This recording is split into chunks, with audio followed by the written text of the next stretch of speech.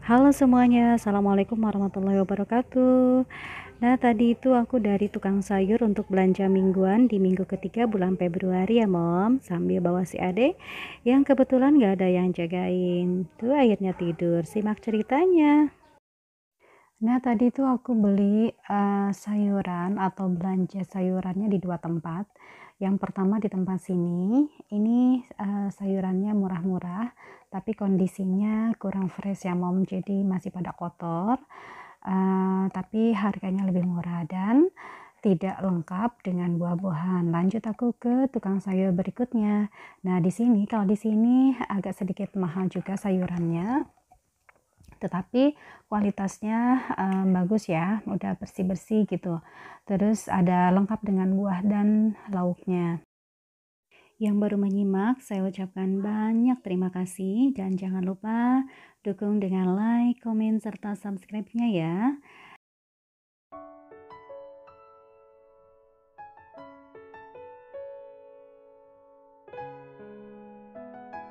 Berapapun budget untuk belanja sayuran kalian dalam seminggunya, tetap harus disyukuri ya Mom ya, dan harus disiasati. Banyak trik dan cara mensiasati bagaimana caranya kita berbelanja mingguan supaya tetap konsumsi keluarga kita itu tetap sehat, bergizi dan bernilai murah meriah tentunya ya Mom. Jadi ada beberapa trik dan tipsnya. Yang pertama adalah pilihlah lauk. Jadi memilih lauk itu tidak harus beragam, seperti ada daging lengkap dengan ayam, lengkap dengan telur, kemudian ikan dan lain sebagainya. Dan kalian juga bisa mensiasatinya. Kalau misalkan tidak ada daging, boleh ganti dengan ayam. Tidak mesti harus ada telur setiap hari ya, Mom. Yang terpenting kita harus bisa cermat dan mensiasati diri sebagai penggantinya. Contohnya bisa diganti dengan protein nabatinya seperti tahu tempe, itu juga sudah termasuk nilai gizi yang tinggi ya Mom.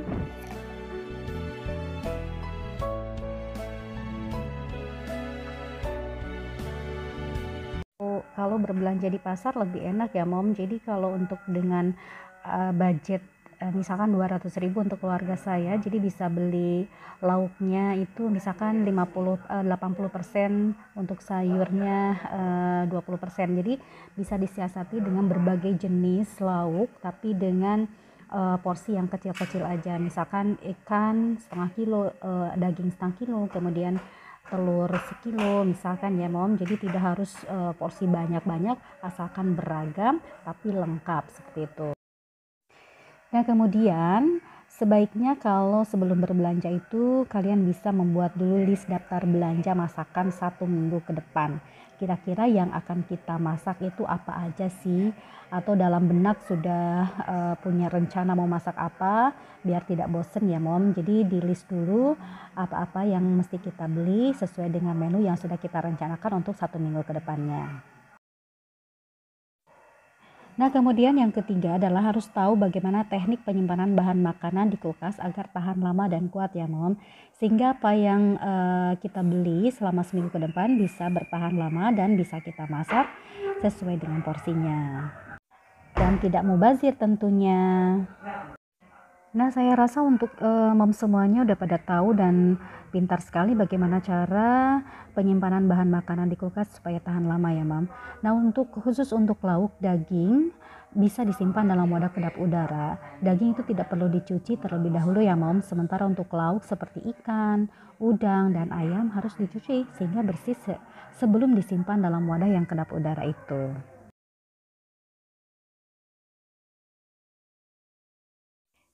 Oh ya, ini tadi aku beli kacang hijau untuk dijadikan bubur kacang hijau, dan kebetulan anak-anak lagi pada puasa dan aku jadikan bubur kacang hijau untuk buka puasa nanti ya. Nah, untuk trik penyimpanan sayuran dan bumbu, biasanya saya tuh mengandalkan kalau nggak food container, bisa dengan plastik ziplock ya mom. Kalau untuk misalkan kita beli sayuran dalam jumlah kecil, bisa pakai yang food container ini karena mungkin muat di kulkas. Tapi kalau misalkan kebetulan belanjanya agak banyakan, itu biasanya kulkas tidak muat dengan ini ya mom. Jadi sebagian aku pakai si plastik ziplock itu tersebut, asalkan kedap udara sehingga sayuran bisa tahan lama di kulkas. Nah, seperti ini aku bagi wadah di dua bagian, ada yang di food container, ada yang di plastik ziplock, karena memang wadah kontainer ini terbatas juga jumlahnya, jadi sebagian aku simpan atau wadahnya pakai plastik ziplock.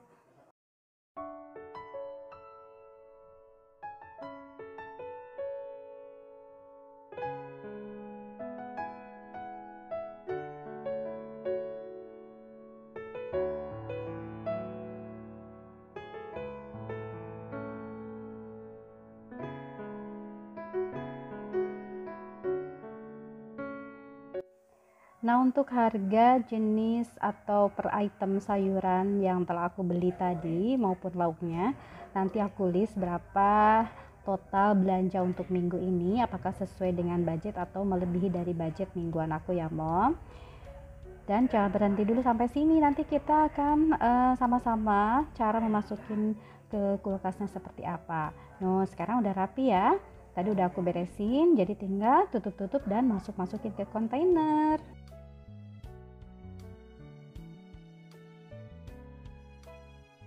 Bagaimana sih bisa mengatur uang belanja untuk masak setiap minggu cuma Rp200.000? Sangat sulit pastinya. Challenge diri nih untuk menghabiskan membiasakan belanja senilai Rp200.000 selama 1 minggu. Sayur dan lauk yang biasa dibeli tentu sangat terbatas. Bahkan untuk membeli lauk seperti ikan, ayam tidak akan cukup. Ukuran satu ekor ayam saja sudah Rp40.000 atau lebih, dan mungkin hanya untuk makan beberapa hari. Tapi kita harus pintar mensiasatinya. Nah, ini aku masukin tadi yang sudah aku susun di food container. Nah, masih ada tersisa beberapa biji dari ceker ayam ya mom. Aku masukin di food container yang sudah kedap udara. Nih, biasanya untuk belanja mingguan yang banyak pakai ini kulkas tidak akan muat ya mom. Jadi aku sebagian dikasih pakai plastik ziplock yang aku bisa nanti masukin ke bagian yang terbawah. Oke mom semuanya, terima kasih untuk yang telah menyimak sampai full durasi. Saya ucapkan banyak terima kasih, mudah-mudahan bermanfaat dan membawa keberkahan untuk semua. Wassalamualaikum warahmatullahi wabarakatuh.